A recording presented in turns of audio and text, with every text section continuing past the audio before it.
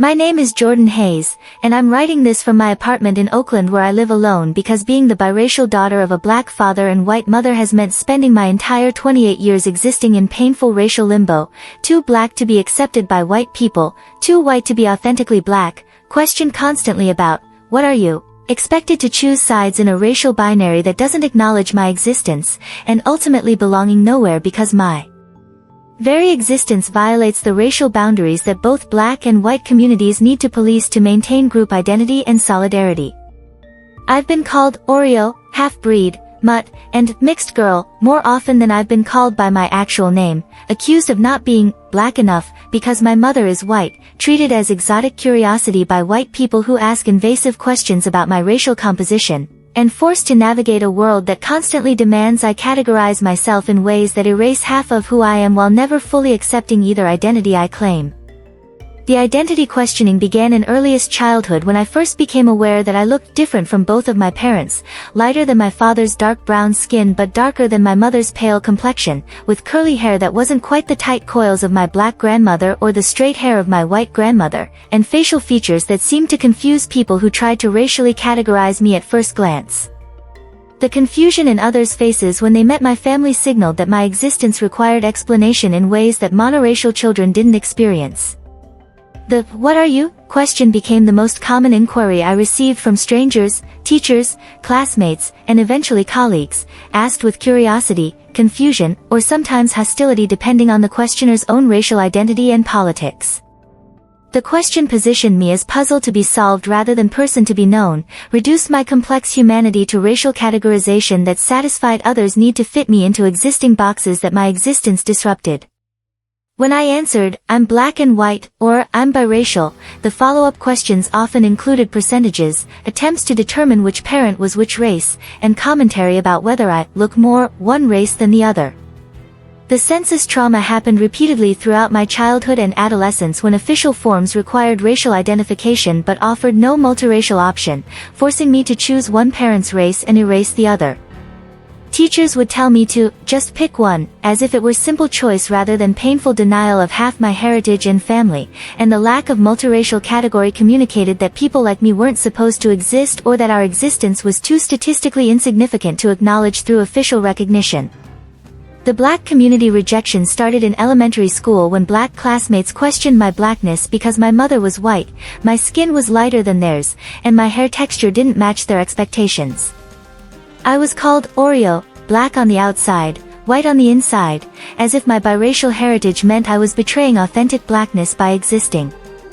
The rejection intensified during adolescence when black peers accused me of acting white for participating in honors classes, speaking proper English, and having interests that didn't match narrow stereotypes about authentic black culture. The colorism dynamics within black community created additional complexity as my lighter skin gave me some proximity to beauty standards based on anti-black bias while simultaneously making my blackness suspect. I experienced both preferential treatment because of lighter skin that reflected colorism's operation and rejection because my lightness signaled mixed heritage that some black people viewed as contamination, dilution, or betrayal of racial purity. The contradictory messages, valued for lightness while rejected for mixedness, created impossible navigation where I could never win. The one-drop rule confusion emerged when learning about racial classification history in America, discovering that historically one drop of black blood made someone black regardless of appearance or white ancestry, but in contemporary contexts this logic was selectively applied. While one-drop rule had historically served to maintain racial hierarchy by preventing mixed-race people from accessing whiteness, in contemporary black community contexts I encountered gatekeeping that suggested being half-white made me not black enough, revealing how racial boundaries shift depending on who is policing them and for what purpose. The white community exoticization happened constantly as white people treated me as fascinating novelty, asked invasive questions about my racial background, touched my hair without permission while making comments about its texture, and generally treated me as if I existed for their education and curiosity rather than as person deserving privacy and respect. The exoticization was sometimes framed as compliment, telling me I was pretty for a black girl, or that my mixed race gave me the best of both worlds, but always positioned me as other whose difference was notable rather than normal. The white family racism was particularly painful coming from my mother's relatives who made comments about my father, ruining my mother, expressed disappointment that I had such dark skin, and generally treated me as lesser than my white cousins despite being family member who should have been loved and accepted unconditionally. The family racism taught me early that even biological connection and familial love were conditional on whiteness, and that my blackness made me unacceptable even to relatives who claimed to love me. The racial loyalty policing happened when both black and white people questioned my political commitments, social choices, and cultural practices as evidence of which side I was really on. Black peers would question whether I was down if I had white friends or dated across racial lines. White people would express surprise if I discussed racism or identified primarily as black, as if my white mother should make me more sympathetic to white perspectives. The constant pressure to prove racial loyalty to whichever community I was interacting with was exhausting and impossible because any choice could be interpreted as betrayal of the other side. The dating complexification involved navigating how my racial ambiguity affected romantic prospects and relationship dynamics. Some black men expressed preference for lighter-skinned women because of internalized colorism but simultaneously questioned whether I was black enough for serious relationship. White men sometimes fetishized my racial mixture as exotic, while others avoided dating me because their families wouldn't accept a partner who wasn't fully white. The dating landscape was minefield where my race was always factor in ways that created vulnerability and objectification. The children's identity anxiety emerged when considering having children and realizing that any children I had would have even more complex racial identities than mine, possibly appearing more white or more black than me depending on their other parents' race, facing their own questions about authenticity and belonging, and potentially being even more ambiguous and difficult to categorize. The intergenerational implications of mixed-race identity included anticipating that my children would face their own identity struggles that I had no blueprint for helping them navigate. The code-switching exhaustion developed from constantly adjusting my presentation depending on context, emphasizing my blackness in black spaces to prove authenticity while minimizing behaviors that might be read as acting white, while in white spaces downplaying aspects of black culture that might make white people uncomfortable while also not appearing too assimilated or eager to distance myself from blackness. The constant calibration of how to present myself was exhausting and created sense that I had no authentic self but only performed versions adjusted to reduce rejection from whichever community I was navigating. The movement exclusion happened when racial justice organizing treated race as binary and didn't know where to place mixed-race people in frameworks of racial solidarity and coalition. Some black activist spaces questioned whether mixed-race people with white parents could be trusted or had legitimate place in black organizing. Multiracial identity itself was sometimes viewed as dilution of racial consciousness rather than as its own legitimate identity with specific experiences of racism and challenges requiring attention. The identity crisis intensified during college when taking courses on race, identity, and social justice that discussed racial categories as constructed and arbitrary but that simultaneously operated through frameworks that required clear racial identification to discuss oppression, privilege, and experience. I felt intellectually aligned with understanding race as constructed while emotionally struggling with being unrecognizable within those constructions, existing as evidence that racial boundaries are arbitrary while experiencing real suffering from not fitting within them. The breaking point came when I experienced racist harassment from white strangers who read me as black, and when I sought support from black friends they questioned whether my experience counted as real racism since I was only half black, and my lighter skin gave me privilege that darker-skinned black people didn't have.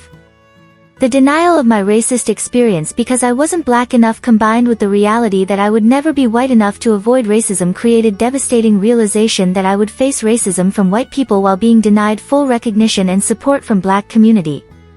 The therapy that helped me process the accumulated trauma of belonging nowhere was with Dr. Maria Alvarez, a mixed-race Afro-Latina psychologist who specialized in multiracial identity development and understood that my experiences weren't individual pathology but reflected systematic erasure and rejection that characterized mixed-race existence in nation organized around racial binary.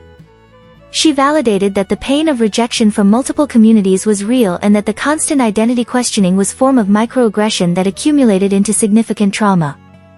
Mixed-race people in America exist as walking contradictions to the racial boundaries that organize social life and distribute power, Dr. Alvarez explained during one of our sessions.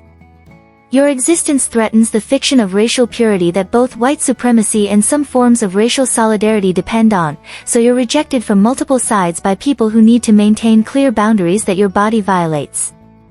The constant, "what are you?" questioning isn't innocent curiosity but is social policing of racial categories that your ambiguity disrupts.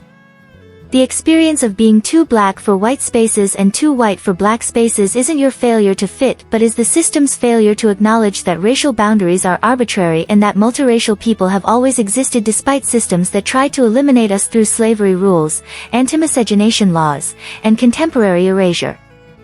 She helped me understand that identity development for mixed-race people often involves moving through stages, from childhood confusion, to adolescent choosing of sides, to young adult crisis when neither choice feels authentic, to eventual acceptance of complex identity that doesn't fit binaries and that creates its own legitimate category rather than being deficit version of monoracial identities. The goal wasn't to resolve tension by finally choosing but to accept tension as inherent to mixed-race existence and to find community with others who shared similar experiences. The multiracial community connection began when I joined online forums and local organizations for mixed-race people where I finally encountered others who understood the specific experience of belonging nowhere, the pain of constant questioning, the exhaustion of racial loyalty tests, and the complex navigation between communities that both partially claimed and partially rejected us. The community wasn't about claiming multiracial as superior or as escape from racial politics, but about acknowledging specific experiences and challenges that monoracial people couldn't fully understand or address. The identity acceptance work involved learning to claim complex identity rather than apologizing for ambiguity, to refuse demands that I choose sides or prove authenticity to either community, and to find power in existing between categories rather than viewing liminality as deficit. Dr. Alvarez helped me reframe my racial ambiguity from problem needing resolution to legitimate identity deserving recognition, and to understand that others' discomfort with my ambiguity was their issue rather than evidence I was doing race wrong. The family healing included difficult conversations with both my black father and white mother about how their family's dynamics and my childhood experiences of rejection had affected me, helping them understand that while they faced their own challenges as interracial couple, I faced specific challenges as their mixed-race child that required acknowledgement and validation rather than dismissal as typical identity exploration. We worked on strategies for protecting future generations from the same rejection while also acknowledging that some rejection would be inevitable in racial binary system. The advocacy work that emerged from my experiences includes speaking about mixed-race identity at colleges and community organizations, challenging racial binary thinking in social justice spaces, and pushing for recognition that multiracial people face specific forms of discrimination and erasure that aren't just addition of experiences from each racial background but are their own unique challenges. The work includes advocating for multiracial category recognition in forms and data collection while also being critical of how multiracial identity can sometimes be used to avoid racial politics or to claim special status. The research collaboration with sociologists studying multiracial identity helps document patterns of rejection, identity development, and the specific challenges facing mixed-race people across different racial combinations. The research validates that experiences I thought were individual were actually systematic patterns affecting multiracial people broadly. The writing project includes essays and blog posts about mixed-race experience that create visibility for what it means to exist between racial categories, challenging both the post-racial mythology that claims mixing solves racism and the problematic framing that presents mixed-race people as confused or tragic figures caught between worlds. The writing aims to present complex, authentic mixed-race experiences that don't fit either narrative. Today, I identify as black and white, as biracial, and as a woman of color, using different language depending on context while refusing to choose one identity and erase the other. I've accepted that I will likely always face some rejection from both communities, that my existence will continue to make some people uncomfortable, and that claiming complex identity is ongoing work rather than resolved state. The next generation includes supporting younger mixed-race people who are navigating similar challenges, helping them understand that their experiences of rejection and questioning are valid and systematic rather than individual failures, and providing the validation and community that I didn't have during my most painful identity struggles. Key resources and solutions that made the difference. Therapy with mixed-race providers or those specializing in multiracial identity helps process rejection from multiple communities and develop healthy identity. Multiracial community organizations provide connection with others who share specific experiences of ambiguity, rejection, and belonging nowhere.